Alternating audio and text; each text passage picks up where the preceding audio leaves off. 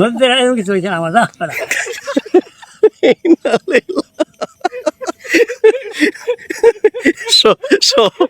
সবাই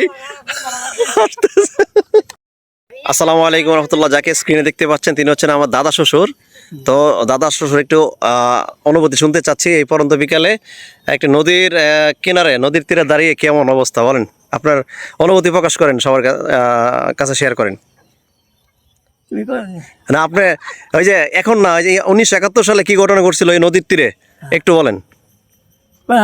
নদীর তীরে ওই যে কার সাথে জানি কি ঘটনা ঘটছিল, আপনাকে গুলি করতে চাইছিল, এই ঘটনা একটু বলেন। নাই জানো জানো জানো জানো জানো জানো ছাড়া এখানে হয়েছে না, কিন্তু নদীর তীরে তো হয়েছে, ওইটা বলেন।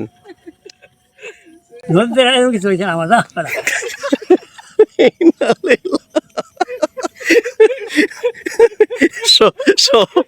সবাই